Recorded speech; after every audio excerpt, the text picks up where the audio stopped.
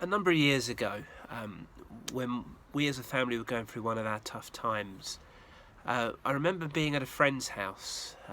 My wife was going through chemotherapy, and we'd gone round for a barbecue. I'd taken a week off work to buy a new car because with three children and a baby on the way, we were not able to fit into the car that we had. And I absolutely hate buying cars. It's one of the things I detest. And we were sitting around a barbecue, and a friend said to me, "Okay, so if you could have any car, what would you want?" And I remember saying, well, if I could have anything, what I'd want is a sort of 1.7 turbo diesel Seat Alhambra blue for about this price, but that means I've got to get this price on the car that I'm trading in. It's going to be something I'm really not looking forward to doing it. Following day, I went out to look to buy a car. The first garage I went to, they had a blue Seat Alhambra 1.7 turbo diesel for exactly the price that I was looking for, and gave me exactly what I wanted on the car I was trading in. And within about 30 minutes, I remember being home and going, we've got exactly what we wanted. I remember that sense of answered prayer, but we had a God who knew exactly what we needed. And we talk about Jehovah Jireh, the God who provides, the God who knows our needs. And I have that memory of God very specifically answering prayer and meeting our needs, knowing the pressure that we were under and what we needed.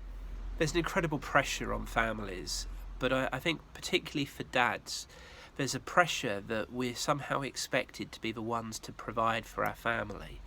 Maybe that's the value that society puts on us, and I know that often our wives do a better job than we do at that. But there's nonetheless a pressure sometimes on fathers.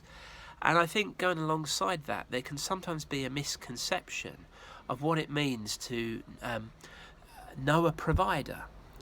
We might have an expectation on a father of being a sugar daddy. He gives us everything that we want. I think sometimes that might come through in some prosperity type teaching that believes we can go to God and get whatever we want. And I think that's a misconception. When we think of God as provider, it doesn't mean that he's a sugar daddy that gives without reason. I also think that we can sometimes think that we've got to earn the rewards. In other words, if we want God to provide, then we've got to somehow perform. And we link it all about what we do rather than enjoying that relationship. But equally, if we've grown up with a sense of a mean-spirited background, then actually we can sometimes think that our prayers are not going to be answered anyway because God doesn't answer our prayers. It's not been our experience. Other people always get things. I don't get them, so therefore I'm not going to ask because I never get my prayers answered. All of those are false perspectives of what it means to know a God who is a provider, a Father God whose characteristic is to provide for his children. One of the other famous Jesus stories is the feeding of the 5,000. In fact, it appears in all four of the Gospels.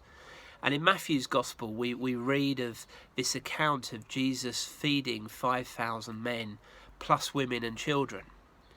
They've been busy, they've been on another ministry trip. Do you notice how interesting it is that a lot of Jesus' miracles happen off the back of ministry?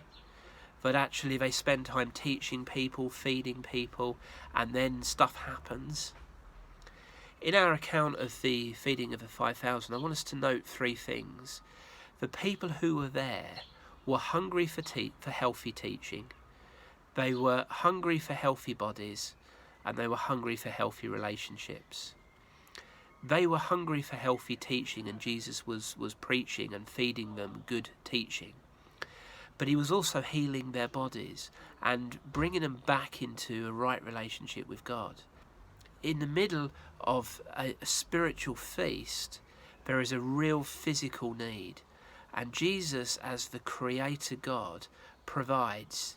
If you think back to when we looked at the I Am story of the bread of life, there was a Jewish expectation that the Messiah would bring manna from heaven, just as Moses had done.